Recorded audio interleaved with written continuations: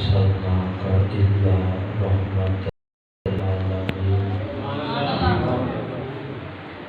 ومن الليل فتهجد به نافلة لك عسى أن يبعثك ربك مقاما محمودا تلك الرسل فضلنا بعضهم على بعض آمنت بالله صدق الله العظيم إن الله وملائكته يصلون على النبي يا أيها الذين آمنوا صلوا عليه وسلموا تسليما الصلاة والسلام عليك يا سيدي وعلى آلك وصحبك يا الصلاة والسلام عليك يا رسول الله وعلى آلك وصحبك يا مولاي صل وسلم دائما ابدا على حبيبك خير الخلق كلهم هو الحبيب الذي ترجى شفاعته لكل حول من الأحوال المقتحم مولاي صل وسلم دائما ابدا على حبيبك خير الخلق كلهم خالق کائنات کی حمد و ثنا کے بعد قائد المرسلین خاتم النبیین امام الانبیاء حبیب کبریا شافع روز جزا نیر کعبہ فخر آدم و فخر بنی آدم احمد مجتبی محمد مصطفیٰ صلی اللہ علیہ وآلہ وسلم کی مقدسہ مطہرہ منزہ والدہ میں درود و سلام کا نذرانہ عرض کرنے کے بعد میرے واجب الاحترام بزرگوں، دوستوں، میرے عزیز بھائیوں، خالق و مالک کا شکر ہے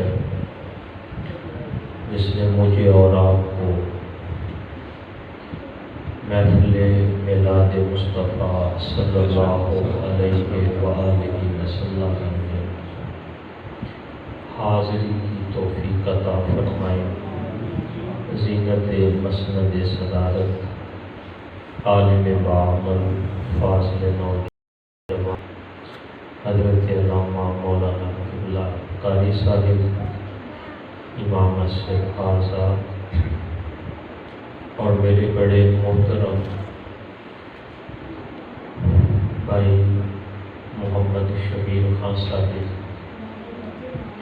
محترم بھائی محمد نور حسن صاحب، محترم بزرگ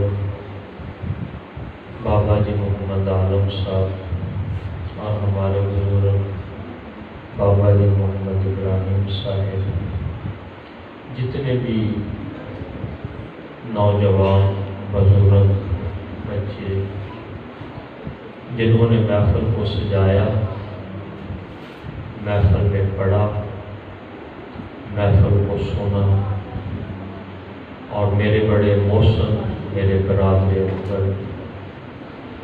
پروفیسر محمد اقبال بھٹی صاحب،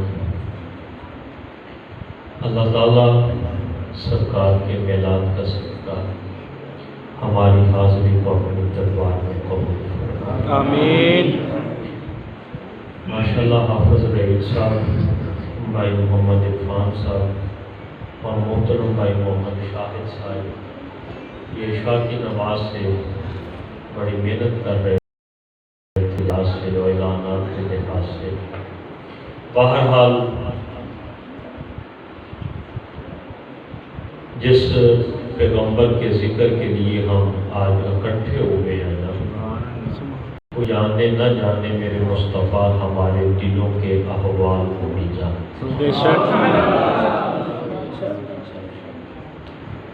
اور یہ بڑی خوش نصیبی کی بات ہے۔ میں نے ادھر روایت آیت پڑھی، قیامت کا دن ہوگا اور ایک خوبصورت ڈبیا کھولی جائے گی۔ ڈبی بڑی خوبصورت ہے، لیکن اس کے اندر جو بدبو ہے نا وہ اتنی ظالم ہوگی، اتنی سخت ہوگی، اس بدبو سے جہنمی اپنی سزا بھی بھول جائے گا۔ عرض کی گئی آقا اس ڈبیا میں کیا ہے؟ حضور نے فرمایا انسان کا وہ وقت ہوگا جو اس نے گناہوں میں گزارا ہوگا، فضول کاموں کے لیے وقت گزارا ہوگا، نافرمانیوں میں گزارا ہوگا۔ پھر ایک ڈبیا کھول لی جائے گی، اس کی خوشبو بڑی پیاری ہوگی، جنتی خوشبو سے ایسے معطر ہوں گے کہ ہر چیز بھول جائیں گے۔ آقا اس ڈبیا میں کیا تھا جو خوشبو اتنی پیاری ہے؟ حکم ہوگا اس میں انسان کا وہ قیمتی وقت تھا جس نے اللہ رسول کی رضا کے لیے گزارا۔ سبحان اللہ۔ ان مجالس کا، ان محافل کا شاید دنیا میں پتہ چلے یا نہ چلے، نوجوانوں یقین جانے یہ آپ کا ٹائم بڑا قیمتی ہے اور ضائع ہونے والا نہیں ہے۔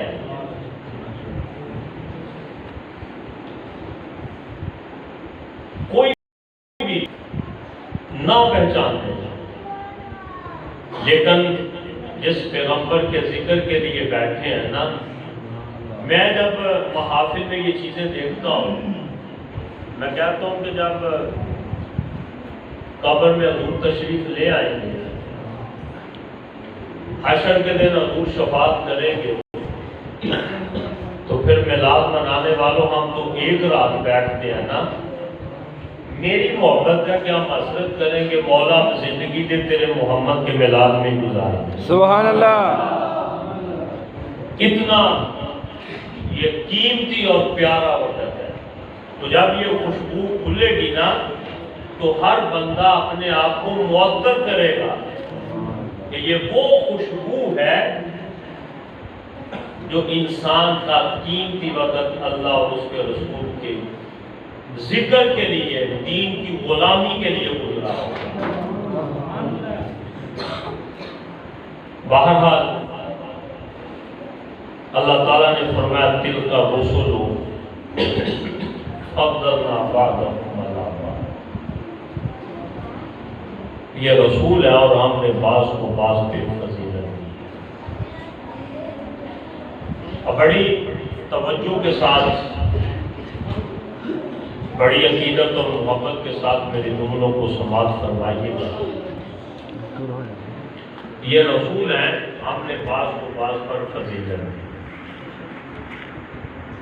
جناب آدم علیہ السلام سے نبوت کا سلسلہ شروع ہوتا ہے اور خاتم النبیین علیہ السلام پہ مکمل ہو جاتا ہے۔ حضور آخری نبی ہے، میرے آقا کے بعد کوئی دوسرا نبی نہیں آ سکتا۔ نبوت کا دروازہ بند ہو گیا۔ اللہ تعالیٰ نے اپنے پیغمبروں کو مختلف معجزات عطا کیے، مختلف اور شانیں عطا کی۔ وصف نبوت میں اور وصف رسالت میں سارے نبی برابر ہیں، نبی ہونے میں سارے برابر ہیں، رسالت میں سارے رسول برابر ہیں، لیکن کمالات میں، مقامات میں، معجزات میں فرق ہے۔ میرے خالق نے کسی کو ایک معجزہ دیا، کسی کو 2 معجزے عطا کیے، کسی کو 5 معجزات عطا کیے، کسی کو 9 معجزات عطا کیے، لیکن جب باری آئی میرے اور آپ نے نبی کی، 1 نہیں 2 نہیں 3 نہیں، مبارک سے لے کر پاؤں مبارک تک میرے مصطفیٰ کو سراپے معجزہ بنا دیا۔ سبحان اللہ، سبحان اللہ، ماشاءاللہ۔ میرے پیغمبر کا اٹھنا بھی معجزہ، بے شک۔ حضور کا بولنا بھی معجزہ، حضور کا چلنا بھی معجزہ۔ آقا حکم فرمائے تو ابو جہل کے ہاتھ میں کنکریاں کلمہ پڑے، یہ بھی مصطفیٰ کا۔ سر مبارک سے لے کر پاؤں مبارک تک سراپائے معجزہ بنا دیا۔ اب میں تفصیل میں نہیں جاتا، 1-2 بات پہ اشارہ کر کے پھر اپنے موضوع کی طرف آتا ہوں۔ پہلے پیغمبروں نے اپنی نبوت کا، رسالت کا اعلان کیا، قوموں نے انکار بھی کیے کہ آپ پیغمبر نہیں ہیں، آپ رسول نہیں ہیں۔ جواب میرا رب خود عطا کرتا ہے۔ پیغمبر اللہ کے حکم سے جواب دیتے ہیں۔ اب یہی معاملہ میرے اور آپ کے نبی کے ساتھ ہوا۔ پہلی امتوں نے اگر رسالت کا، نبوت کا انکار کیا، پیغمبر خود جواب دیتے رہے، لوگوں میں اللہ کا نبی ہوں، میں اللہ کا رسول ہوں۔ جب باری آئی میرے اور آپ نے نبی کی، مکے کے لوگوں نے انکار کیا، کہا آپ نبی نہیں، آپ رسول نہیں، نعوذ باللہ من ذالک، جھٹلایا، مذاق اڑایا۔ پہلے قانون یہ تھا، امت کو نبی جواب دیتا تھا۔ اب قانون بدل گیا، مکے کے لوگوں نے انکار کیا، میرے مصطفیٰ نے جواب نہیں دیا۔ پہلے نبی جواب دیتے تھے، میرے مصطفیٰ خاموش ہیں۔ رب نے قرآن نازل کر دیا، یاسین والقرآن الحکیم انک لمن المرسلین۔ اے مصطفیٰ، مجھے قرآن کی قسم، میں نے تجھے رسول ہی بنا کر بھیجا۔ سبحان اللہ، سبحان اللہ، میں نے تجھے رسول ہی بنا کر بھیجا۔ بے شک، سبحان اللہ۔ اور پھر سیدہ مریم، ان پہ الزام لگا، حضرت عیسیٰ علیہ السلام ماں کی گود میں ہے۔ لوگوں نے باتیں کی، اعتراضات کیے۔ عیسیٰ علیہ السلام پیغمبر ہو کر ماں کی گود میں کہہ رہے، لوگوں میں اللہ کا بندہ ہوں، میں اللہ کا رسول ہوں، مجھے کتاب عطا کی۔ سیدہ مریم پہ بہتان لگا، جناب عیسیٰ علیہ السلام کی ماں پہ الزام لگا۔ ماں کی گود میں جناب عیسیٰ السلام اپنی ماں کی پاک دامنی کی گواہی دے رہے ہیں، الزام کا جواب دے رہے ہیں، قوم کو بتا رہے ہیں میں نبی ہوں، یہ میری ماں ہے، یہ پاک دامنہ ہے۔ جواب تو ماں کی گود میں جناب عیسیٰ نے دیا، جس نے الزام جواب وہ دے، جناب عیسیٰ علیہ السلام جواب دے۔ اب قانون بدل گیا، الزام میرے پیغمبر کی ماں پہ نہیں لگا، حضور کی صاحبزادی پہ نہیں لگا، ام المومنین سیدہ عائشہ پہ لگا۔ قانون یہ تھا، نبی کی ماں پہ اعتراض آئے، الزام آئے، ماں کی گود میں جناب عیسیٰ جواب دے۔ آج نبی کی بیوی پہ الزام لگا، سیدہ عائشہ بھی خاموش ہے، میرے مصطفیٰ بھی خاموش ہے۔ رب نے قرآن نازل کر کے بتا دیا، ہاذا بہتان عظیم، مصطفیٰ تم بھی بات ماشاءاللہ دل کا رسول فضلنا بعضهم علی بعض. پھر میرے پاک پیغمبر علیہ السلام کے آخری بیٹے کا وصال ہوا. بازاروں میں، گلیوں میں، گھروں میں یہ باتیں ہو رہی تھی نا اس بلا حضور کی نسل ختم ہو گئی، نام لینے والا کوئی نہیں ہوگا. حق بنتا تھا حضور جواب عطا کرتے. پہلے بھی ایسے باتیں ہوئی، پیغمبروں نے جوابات خود دی ہے. آج میرے پیغمبر کی نسل ختم ہونے کی باتیں ہو رہی ہیں، حضور جواب دیتے، لیکن میرے مصطفیٰ علیہ السلام خاموش ہیں.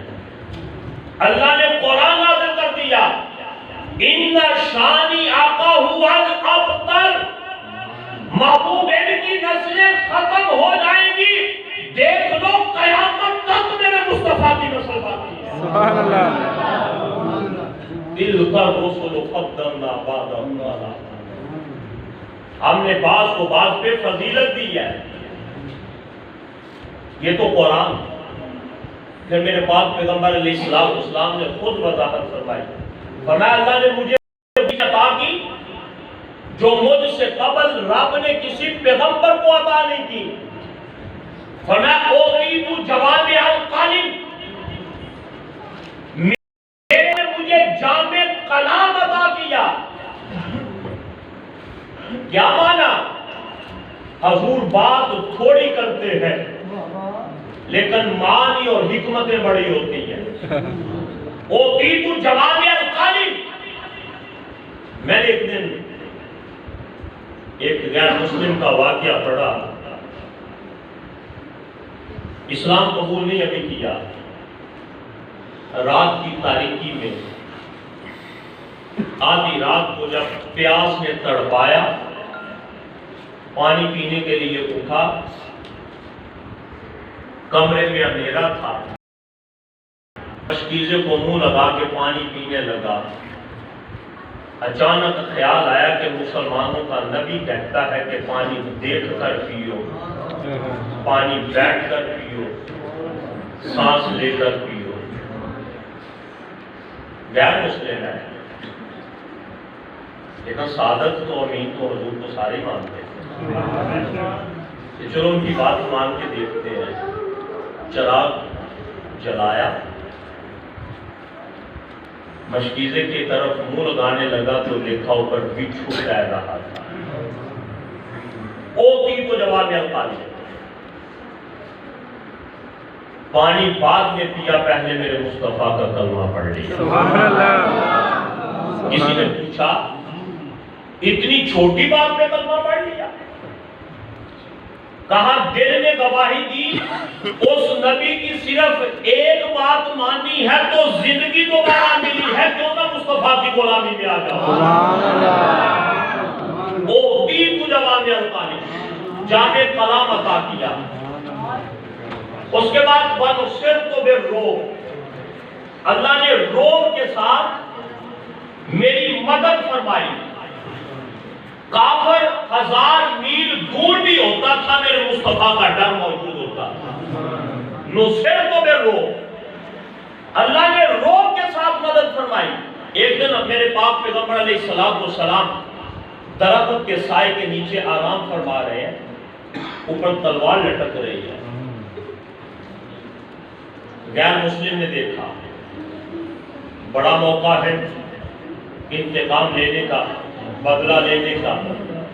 تلوار اتاری، میرے پاک پیغمبر کے سرخانے کھڑے ہو کے کہتا ہے اے محمد علیہ السلام، آج تجھے میرے ہاتھوں سے کون بچائے گا؟ میرے پیغمبر نے چشمان مبارک کو لی، فرمایا آج میرا رب مجھے بچائے. سبحان اللہ. صوفیاء فرماتے ہیں لفظ اللہ کی ضرب ایسی دل پہ لگی، جسم کانپنے لگا، ہاتھ سے تلوار نیچے گر گئی. میرے پیغمبر نے تلوار اٹھائی، فرمایا بتاؤ محمد سے تجھے کون بچائے گا؟ کہتا ہے یا رسول اللہ آپ تو رحمت للعالمین بن کے آئے. نصرت بالرعب، اللہ نے روب کے ساتھ میری مدد فرمائی. فرمایا تیسرے نمبر پر وَجُعِلَتْ لِيَ الْأَرْضُ مَسْجِدًا وَطَهُورًا، اللہ نے زمین کو میرے لیے مسجد بنا دیا۔ آج لوگ پوچھتے ہیں میلاد سے کیا ملتا ہے؟ ارے اپنی مرضی سے جہاں چاہو نماز پڑھ رہے ہو، یہ مصطفیٰ کے میلاد کا صدقہ۔ ایسا قدم مبارک رکھا، زمین کو پاک کر دیا، ایسا مسجد بنا دیا۔ حضور کے قدم مبارک سیدہ آمینہ کے گھر مکہ شریف میں لگے تھے، لیکن برکت اتنی ہے کہ ساری روئے زمین کو رب نے پاک کر دیا۔ علماء فرماتے ہیں جب قدم آمینہ کے گھر لگے، سید آمینہ کا گھر پاک ہوا، باہر والے حصے کو نسبت آمینہ کے گھر سے ہوئی، وہ بھی پاک ہوا۔ الغرض جس کو نسبت میرے مصطفیٰ کے گھر کے ساتھ ہوتی جا رہی تھی، رب پاک کی عطا فرما۔ سبحان اللہ۔ وَأُحِلَّتْ لِيَ الْغَنَائِمُ، پھر اللہ نے صدقہ میری امت کے لیے حلال کیا۔ آج بھی یہ قانون ہوتا، قربانی دینی ہے تو باہر چٹیل میدان میں جا کے رکھو، آسمان سے بجلی آئے، اگر وہ اٹھا کے لے گئے تو قربانی قبول ہے، اگر نہ اٹھا کے کھڑے تو لوگ کہیں گے یار یہ بندہ کتنا گناہگار ہے، رب نے قربانی کو قبول نہیں کیا۔ شاید ہم ایک دوسرے کو منہ دکھانے کے قابل نہ ہوتے، لیکن یہ میرے مصطفیٰ علیہ السلام کی رحمت ہے۔ وَأُحِلَّتْ لِيَ الْغَنَائِمُ، اللہ نے میرے محمد علیہ السلام کی امت کے لیے صدقے کو حلال کر دیا۔ جناب موسیٰ علیہ السلام جب یہ پڑھتے تھے کہ اس امت کے لیے صدقہ حلال ہوگا، عرض کی مولا وہ امت مجھے دے دے جس امت کے لیے صدقہ حلال ہے۔ حکم ہوا موسیٰ وہ میرے آخری حضور کا میلاد منانے والوں، حضور کے میلاد میں آنے والوں، اپنے مقدروں پہ ناز کرو۔ موسیٰ علیہ السلام نے پھر ہاتھ اٹھائے، مولا اگر وہ آخری امت مجھے نہیں دینی تو موسیٰ کو محمد کی امت پہ پیدا کرنا۔ تو یہ بغیر دعا مانگے اللہ نے حضور کی امت میں پیدا کر دیا۔ پھر فرمایا وَأُرْسِلْتُ إِلَى الْخَلْقِ كَافَّةً، پہلے نبی آئے خاص علاقوں کے لیے، خاص ملکوں کے لیے، خاص لوگوں کے لیے۔ وَأُرْسِلْتُ إِلَى الْخَلْقِ كَافَّةً، حضور جب رسول بن کے آئے تو قیامت تک کے لیے اور سب کے لیے۔ سبحان اللہ۔ اور پھر تو آخری بات وَخُتِمَ بِهِ النَّبِيُّونَ، اللہ نے مجھ محمد پہ نبوت کے دروازے کو بند کر دیا۔ اب حضور کے بعد کوئی دوسرا نبی نہیں آ سکتا، نہ وحی آ سکتی ہے، نہ کوئی آسمانی کتاب آئے گی، نہ کوئی نبی آیا، نہ کوئی رسول۔ قیامت رب نے نبوت کے دروازے کو بند کر دیا ہے۔ اب جب تک نبوت رہے گی میرے مصطفیٰ کی نبوت رہے گی۔ سبحان اللہ۔ نوجوانوں آج بیدار ہونے کا وقت ہے، ختم نبوت پہ پہرا دینے کا وقت ہے۔ حضور نے فرمایا خاتم النبیین لا نبی بعدی، میرے بعد کوئی دوسرا نبی نہیں آ سکتا۔ شاید میں نے یہ جملہ آپ کے سامنے رکھا تھا، آج لوگوں نے ختم نبوت کو معمولی سمجھا، عام سمجھا اور سمجھا یہ مولویوں کا کام ہے۔ اگر گہرائی میں جا کے دیکھا جائے تو حضور کی ختم نبوت کو بچانے کے لیے میرے مصطفیٰ کے شہزادوں کی جان لی گئی۔ ختم نبوت کو بچانے کے لیے کیوں؟ اگر میرے پیغمبر کے بیٹے صاحبزادے جوان ہو جاتے، بڑے ہو جاتے، نبوت نہ ملتی، لوگ باتیں کرتے جناب ابراہیم کے بیٹے بھی نبی، جناب یعقوب علیہ السلام کے بیٹے بھی نبی، اور یہ نبیوں کے سردار ہیں، یہ آخری نبی ہیں، ان کا بیٹا نبی کوئی نہیں۔ لوگ باتیں کرتے، میرے مصطفیٰ کی ذات پہ اعتراضات کرتے کہ جناب آپ کہتے ہیں کہ ان کا مقام بڑا ہے، یہ آخری نبی ہیں، سارے نبیوں کے امام ہیں، جناب ابراہیم علیہ السلام کے بیٹے بھی تو نبی ہیں، جناب یعقوب علیہ السلام کے بیٹے بھی نبی ہیں، حضور کے بیٹے نبی کیوں نہیں؟ اعتراض کرتے. اور اگر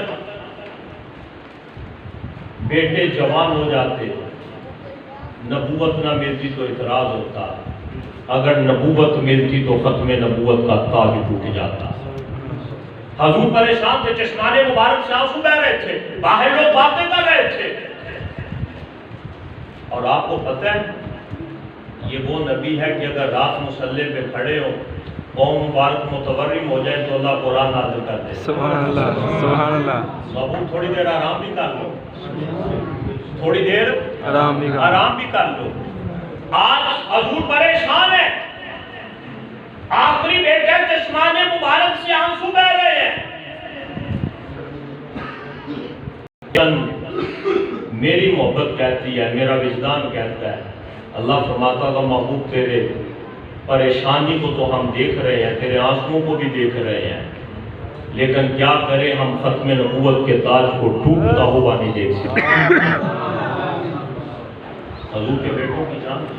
اور یہاں یہ بھی میں اپنے نوجوانوں کو بتا رہا ہوں، کوئی مت سمجھے کہ میرا خاندان میں دوستوں میں کوئی ساتھ دینے والا نہیں. مجھے آج بھی وہ جملے یاد ہیں کہ میرے علی شاہ صاحب رحمۃ اللہ تعالیٰ آپ نے فرمایا سنو، حضور کی عزت پہ، نموز پہ، ختم نبوت پہ پہرا تم دو، تمہارا کوئی بھی ساتھ نہیں ہوگا. اپنے آپ کو تنہا نہ سمجھنا، مصطفیٰ کی ختم نبوت پہ پہرا دینے والے تیری پشت پہ رسول اللہ کا ہاتھ ہوتا ہے. تنہا نہیں ہوتا. ایسے تو نہیں نا پیر میرے شاہ صاحب نے مرزا قادیانی کو چیلنج کیا تھا، آ میرے ساتھ محاورہ کر لے.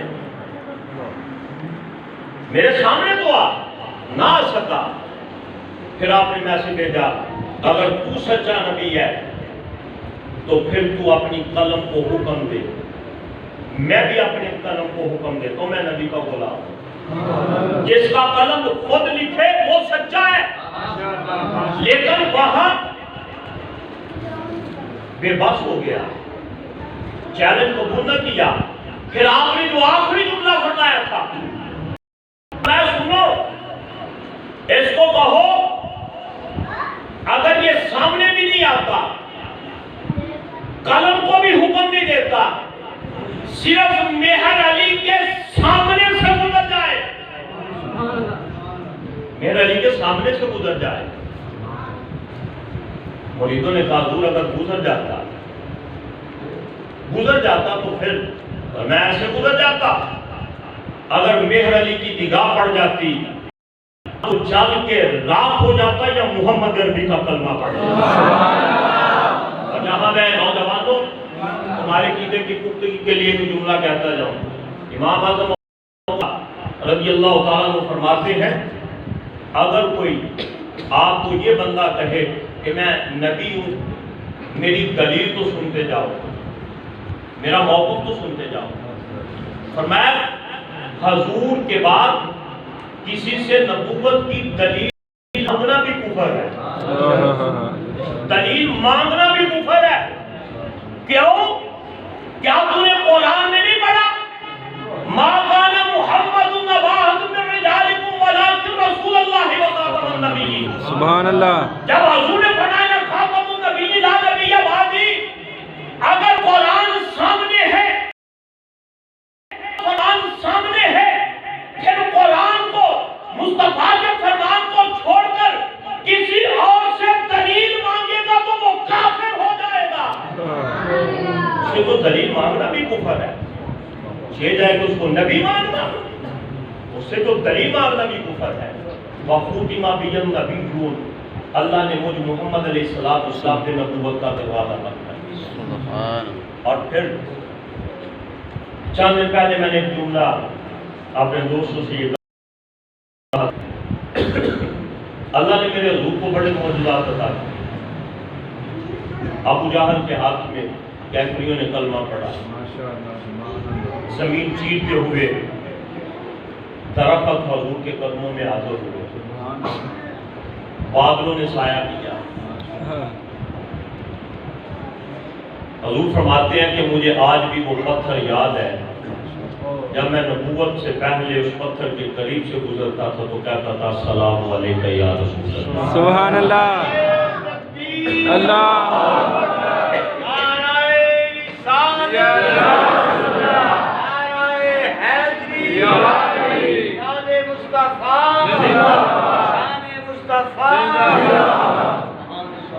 میں آج مجھے وہ یاد ہے، لیکن جو نوجوانوں جس جملے پہ جس مقام پہ میں آپ کو لانا چاہتا تھا، اللہ نے حضور کو معراج کا معجزہ دیا، قرآن کا معجزہ دیا، پتھروں نے کلمہ پڑھا، درختوں نے کلمہ پڑھا، بڑے معجزات عطا کیے. علماء فرماتے ہیں میرا رب میرے مصطفیٰ کو کوئی معجزہ نہ دیتا، کوئی معجزہ نہ دیتا کہ نبی ہونے کے لیے اتنا ہی کافی ہے کہ چہرہ والضحیٰ تھا. سبحان اللہ. چہرہ حسین و جمیل تھا، جو بھی دیکھتا کلمہ پڑھ کے مسلمان ہو جاتا. عبداللہ بن سلام یہودیوں کے بہت بڑے عالم، پتہ چلا کہ حضور مکہ شریف سے مدینہ پاک آ رہے ہیں، لوگ استقبال کے لیے باہر کھڑے ہیں. یہودیوں نے کہا جاؤ بھائی تم بھی مسلمانوں کے نبی سے سوالات کرو، نہ جواب دے سکیں گے تمہاری بندے بندے ہو جائے گی. عبداللہ بن سلام کہتے ہیں میں نے جب حضور کے چہرے کو دیکھا تو میں کلمہ پڑھ کے مسلمان ہو گیا. سبحان اللہ. یہودیوں کو پتہ چلا، انہوں نے کہا عبداللہ بن سلام تم نے اچھا نہیں کیا، کرتا نا پوچھتا تو صحیح، یہ بات کی بات ہے جواب آئے یا نہ آئے. تو نے بغیر سوالات کیے دیکھ کے کلمہ پڑھ لیا. عبداللہ بن سلام کہتے ہیں میں مجبور تھا. کیا مجبوری تھی؟ کہا جب حضور کو دیکھا تو دل نے گواہی دی یہ کسی جھوٹے کا چہرہ نہیں، نبی کا چہرہ. سبحان اللہ. اور وہاں مدینہ پاک میں ایک تاجر سرخ رخ بیچنے کے لیے آیا، اور ہمیں سرخ کی بڑی قدر ہوتی ہے کہ بچہ تھا وہ حضور کے ساتھ سودا ہو گیا. نبی علیہ السلام نے پکڑا، حضور کا تشریف لے گئے. اب جب حضور شہر میں داخل ہو گئے اب وہ آپس میں نہ سوچنے لگے، سودا ادھار ہوا ہے، اونٹ بھی دے دی ہے، نہ گھر کا پتہ ہے، نہ خاندان کا پتہ ہے، نہ نام کا پتہ ہے. اچھا مجھے یہ بتاؤ سارے ماشاءاللہ بزرگ پڑھے لکھے محبت والے بیٹھے ہیں، کیا سودا کرنے کے بعد لوگ پہلے سوچتے ہیں؟ انہوں تو یہ نہ پہلے سوچتے ہیں کہ اس کو ادھار دیں یا نہ دیں. کیا وجہ تھی؟ جب سودا ہو رہا تھا تو سب کچھ دینے کے لیے تیار. جب حضور کا چہرہ مبارک آنکھوں سے غائب ہوا تو پھر سوچا کہیں دھوکہ نہ ہو جائے. پتہ چلا وہ سودے کو نہیں دیکھ رہے تھے، مصطفیٰ کے جلووں کو. سبحان اللہ. جلووں میں وہ تھے. جب حضور شہر میں داخل ہو گئے، گھر میں داخل ہو گئے، سوچا او بھائی اب تو جلوے گم ہو گئے ہیں، کہیں دھوکہ نہ ہو جائے. نہ اس کے نام کا پتہ ہے، نہ خاندان کا پتہ ہے، نہ گھر کا پتہ ہے. ان کے ساتھ ایک بوڑھی اماں بیٹھی تھی.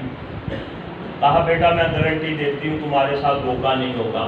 انہوں نے کہا تو جانتی ہے اس کے نام کا پتہ ہے، خاندان کا پتہ ہے، گھر کا پتہ ہے. اماں نے کہا مجھے بھی نہیں پتا. فرمایا اتنی گارنٹی، اتنی ذمہ داری کے ساتھ؟ فرمایا ہاں، جب تم سودا کر رہے تھے میں اس کے چہرے کی زیارت کر رہی تھی، میرا دل گواہی دے رہا تھا اینا سونا کبھی جھوٹا نہیں ہو سکتا. کوئی معجزہ میرے مصطفیٰ کو رب نہ دیتا. میرے مصطفیٰ کی نبوت کے لیے یہی کافی ہے کہ چہرہ والضحیٰ. سبحان اللہ. سیدہ عائشہ صدیقہ فرماتی ہیں ایک دن میں کپڑوں کو سلائی کر رہی تھی تو رات کی تاریکی میں میری سوئی گم ہو گئی. میں تلاش کرنے لگی، مجھے نہ ملی. تھوڑی دیر کے بعد حضور تشریف لے آئے.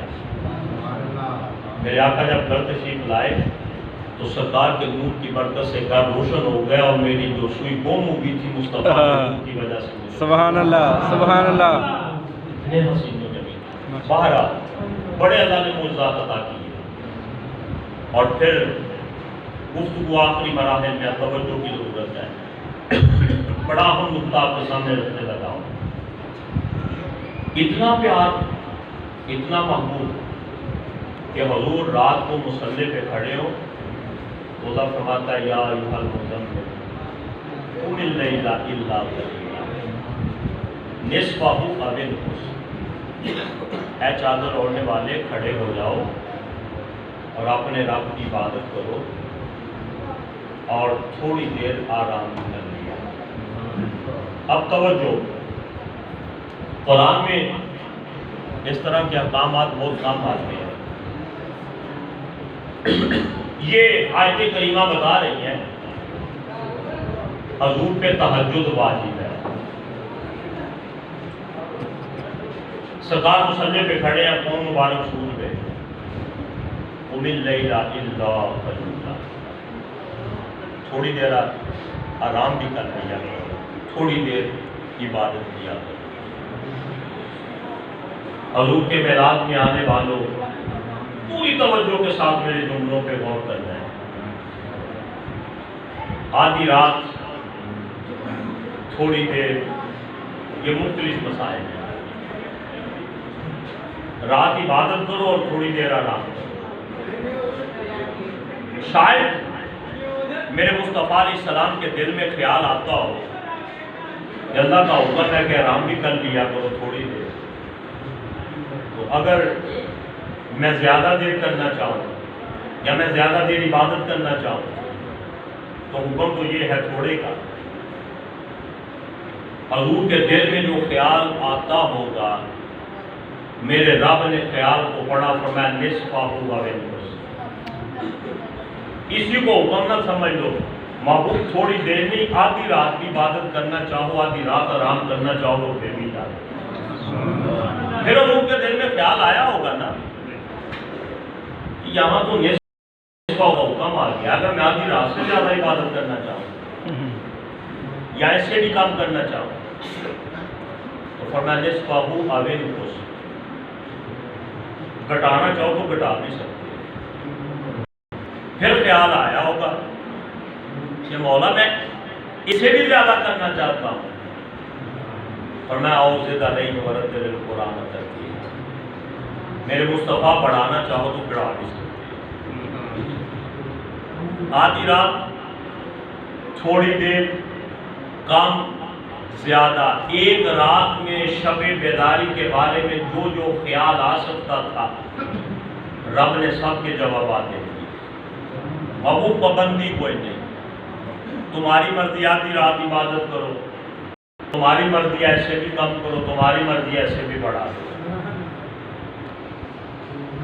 اب یہ آیات مبارکہ بتا رہی ہیں کہ تہجد واجب ہے. پھر وَمِنَ اللَّيْلِ فَتَہجَد بِهِ نَافِلَةً لَكَ. توجہ، محبوب تہجد کی نماز پڑھو،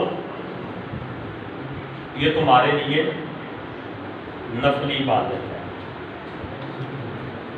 پہلے واجب، اور جب یہ آیت کریمہ آئی تو حکم ہو گیا کہ یہ تہجد تمہارے لیے نفل ہے.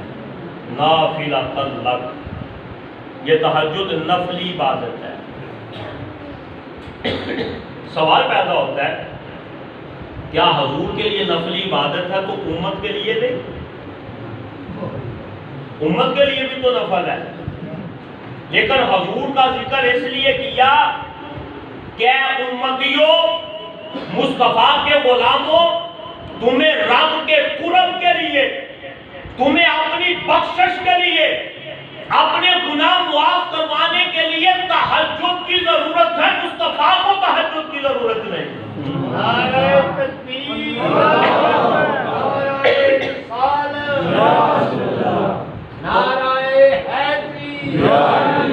تمہاری ضرورت ہے، مصطفیٰ کی ضرورت نہیں. بلکہ میں تو یہ کہوں گا کہ تہجد ہماری ضرورت ہے، تہجد کو مصطفیٰ کی ضرورت ہے. تہجد کو حضور کی ضرورت ہے. ہمارے لیے اور حکم ہے، مصطفیٰ کے لیے اور حکم ہے. یہاں میں اپنے نوجوانوں کو عقیدے کی بات بتاتا جاؤں. پھر بھی کوئی مسلمان غلط فہمی میں رہے کہ حضور ہماری طرح کے بشر ہیں، مقدر کی بات ہے نا۔ جس پیغمبر کے لیے تہجد نفل ہو، امت کے لیے بھی نفل ہے، لیکن امت کی ضرورت ہے، مصطفیٰ کی ضرورت ہے۔ ان کے ساتھ بشریت کا مقابلہ کرتے ہو جو نماز میں کھڑے ہو تو ہاتھ بلند کرے تو ہاتھ جنت میں چلا جائے۔ اور میں وہاں سے کچھ توڑنا چاہتا تھا، لیکن پھر جنت کا راستہ ادھر ہی چھوڑ دیا۔ یہاں نوجوان میرے عقیدہ سمجھتے جاؤ، لوگ کہتے ہیں حضور کا خیال ہے تو نہیں ہے، نعوذ باللہ۔ میں مجھے یہ بتاؤ، امتی کی نماز افضل ہے یا مصطفیٰ کی نماز افضل ہے؟ سبحان اللہ۔ امتیوں تمہیں خیال آئے تو کہتے ہو نماز ٹوٹ جاتی ہے۔ میرے پیغمبر جب نماز پڑھ رہے تھے ہاتھ بلند کیے، توڑنا چاہا، حضور فرماتے ہیں امت کا خیال آئے، حضور کو امت کا خیال آئے تو نماز نہ ٹوٹے، امتی کو مصطفیٰ کا خیال آئے تو نماز کیسے ٹوٹ سکتی ہے؟ اور پھر مزید آسان کر دوں، جناب امام حسن امام حسین سرکار کی پشت مبارک پہ حضور سجدے میں ہے، حضور نے سجدہ لمبا کر دیا، کہیں حسین گر نہ جائے، میرے مصطفیٰ کے سجدے لمبے ہوں حسین کے لیے تو نماز نہ ٹوٹے۔ امتیوں میں تو یہ کہتا ہوں اتنی دیر تک ہماری نماز مکمل ہی نہیں ہوتی جب تم مصطفیٰ پہ درود و سلام نہ پڑھ لیا۔ سبحان اللہ۔ تم خیال کی بات کرتے، اگر حضور کو امت کا خیال آئے اور امت بھی گناہگار ہو، پیغمبر کو گناہگاروں کا خیال آئے تو نماز نہ ٹوٹے، اور امتی کو مصطفیٰ کا خیال آئے تو نماز کیسے ٹوٹ سکتی ہے؟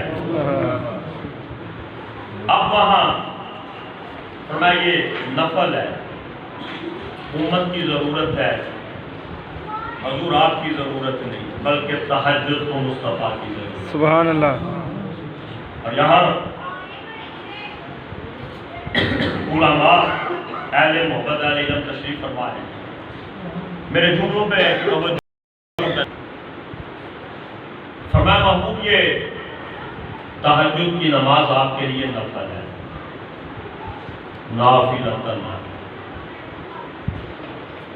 عسیٰ ان یبعثک ربک مقاما محمودا۔ اگر آپ تہجد کی نماز پڑھیں گے، یہ نفلی عبادت کریں گے تو اجر کیا ملے گا؟ ان قریب آپ کا رب آپ کو مقام محمود عطا کرے گا، مقام محمود عطا کرے گا۔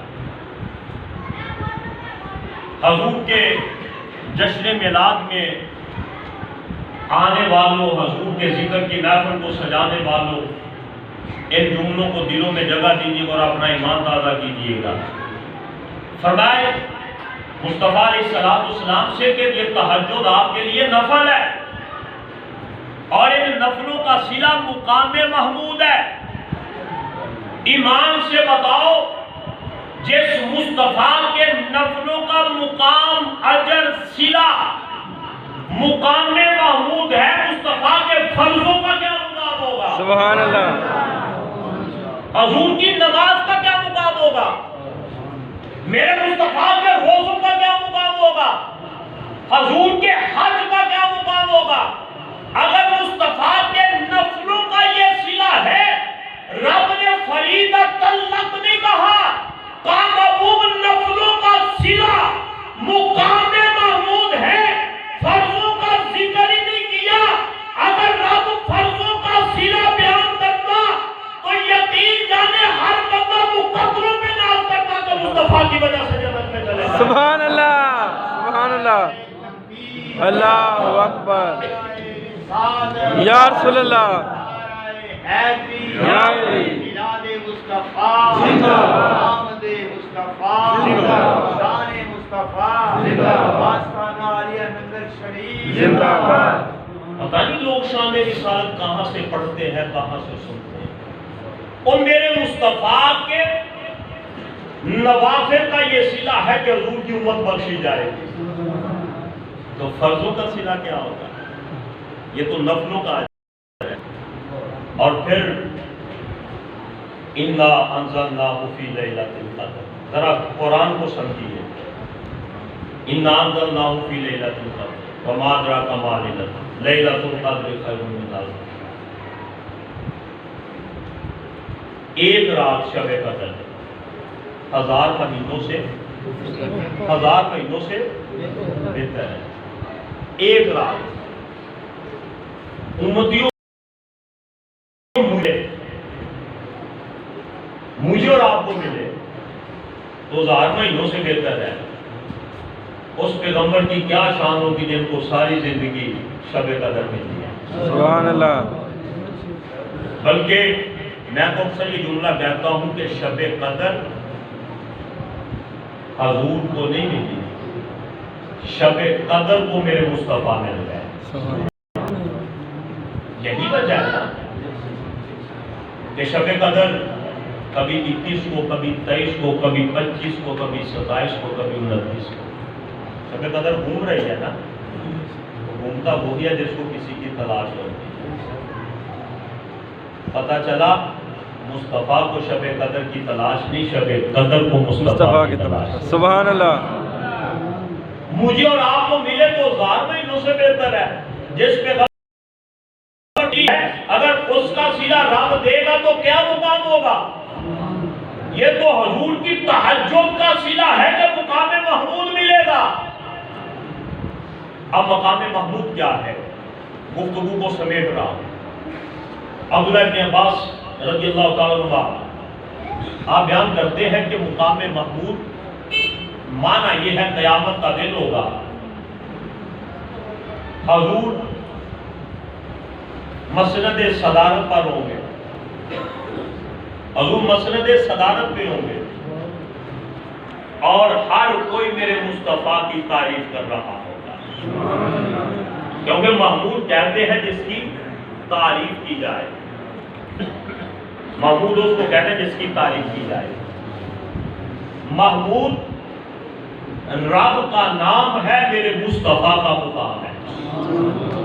भाई सारी जिंदगी तो हम यही कहते रहे ना, अल्हम्दुलिल्लाह रब्बिल आलमीन। मौला तारीफें सारी तेरे लिए हैं, हमदे सारी तेरे लिए हैं, तारीफें सारी तेरे लिए हैं। मर कर कब्र में पहुंचे, हशर के दिन उठे, जब सारे मुस्तफ़ा की हमद कर रहे होंगे। मौला दुनिया में तो कहते थे हमदे तेरी है, मर के कब्र में पहुंचे पता चला वो तेरे मुस्तफ़ा का मुकाम निकल आया। अल्हम्दुलिल्लाह रब्बिल आलमीन। तारीफें सारी अल्लाह के लिए हैं। अब्दुल्लाह इब्न अब्बास फरमाते हैं मुकाम महमूद ये है क़यामत के दिन सारे के सारे मेरे मुस्तफ़ा की ज़ियारत कर रहे लोग तारीफ कर रहे हैं। ये मुकाम महमूद है। अच्छा ये तो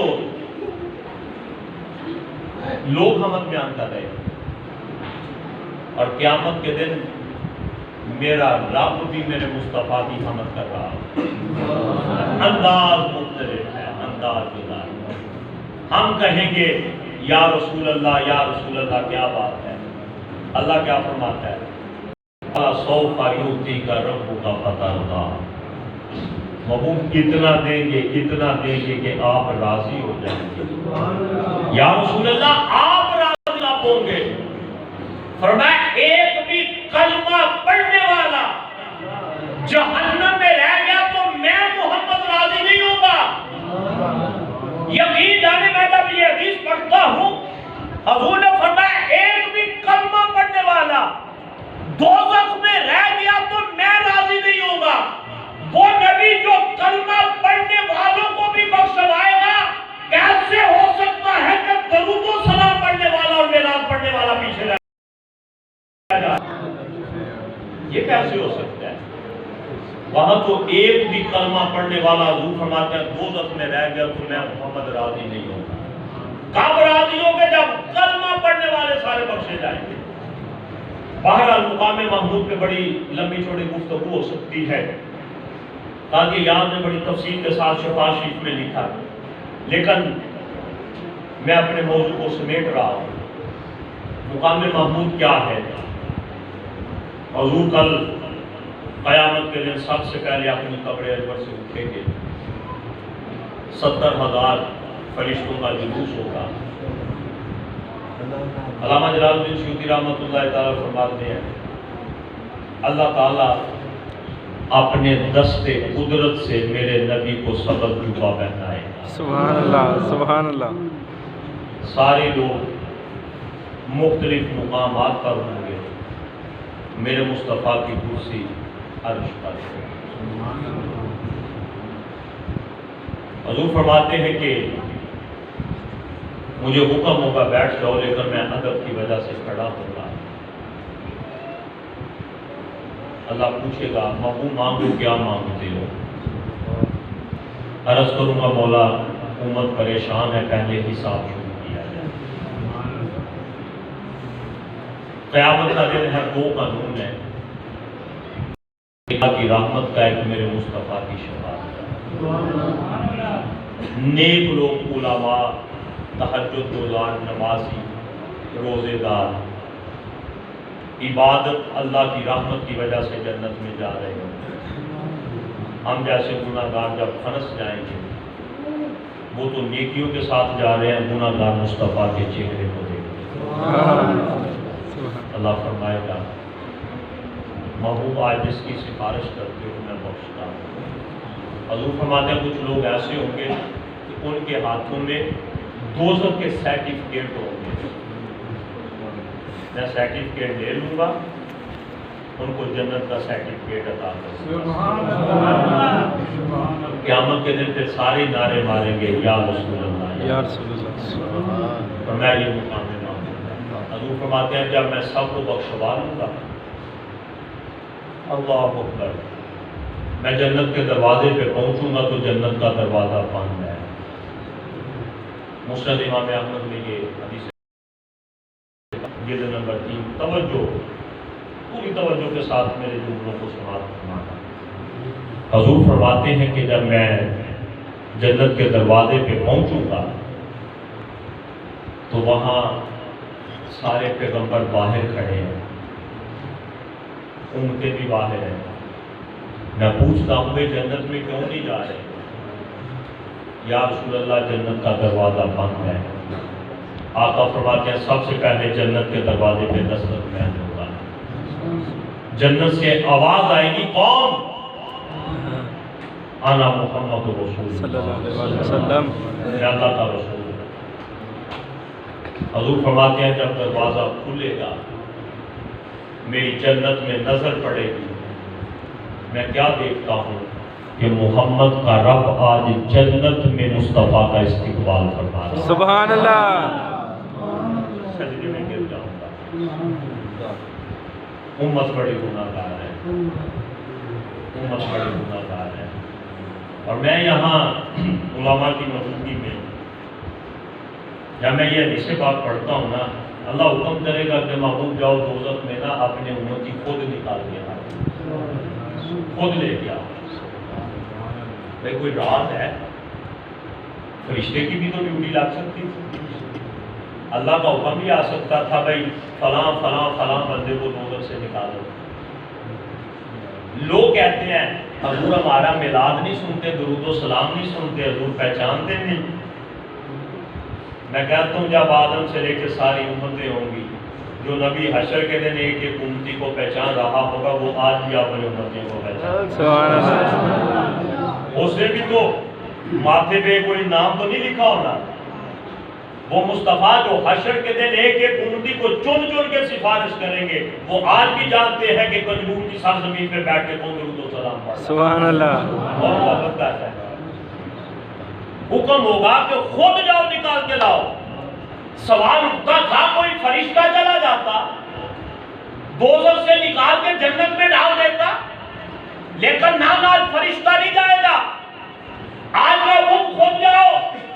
اگر فرشتہ جائے تو شاید یہ دوست بھی سوچے آج میری کوئی عبادت کام آئی ہے، شاید میری توبہ کی مدت ختم ہو چکی تھی، سزا کی مدت ختم ہو چکی تھی، آج کسی نے میرے لیے مانگی ہے، آج شاید میری کوئی عبادت کام آئی، فرمایا خود جاؤ، کہیں یہ نہ ہو کہ یہ کسی غلط فہمی میں رہے، اسے پتہ چل جائے میرے تو سارے عمل جہنم والے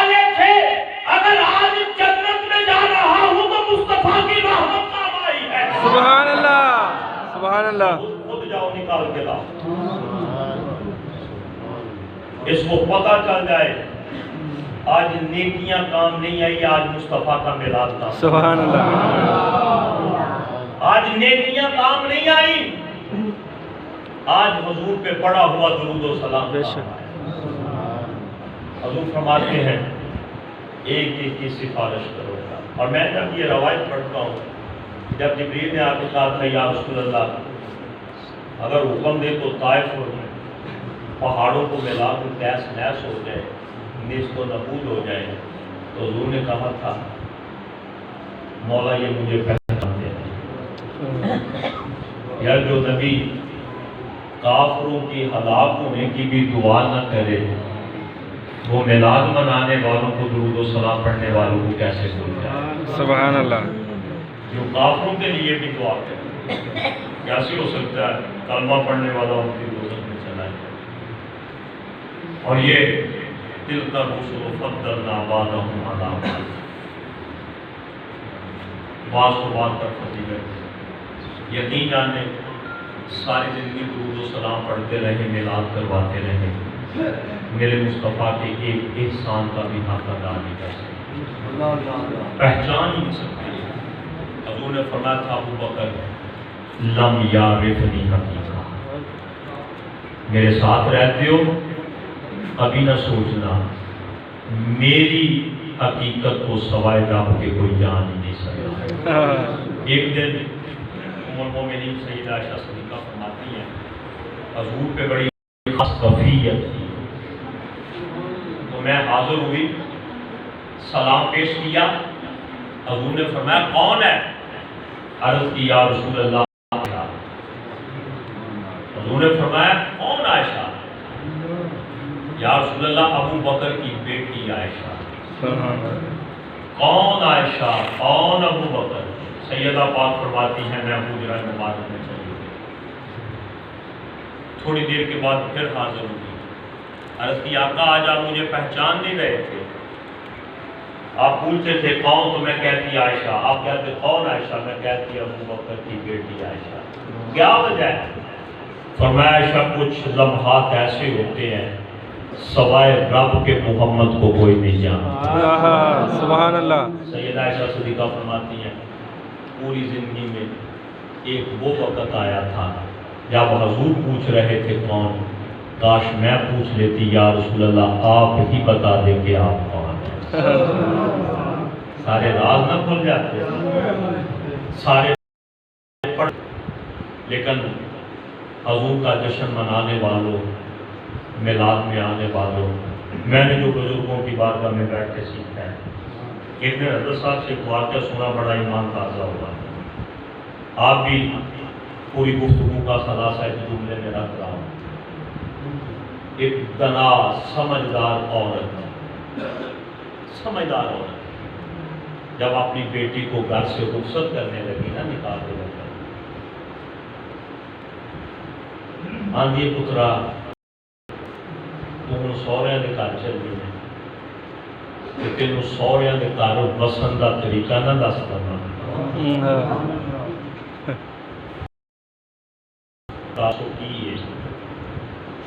ذرا نوجوانوں جملے پہ توجہ کرے آئے.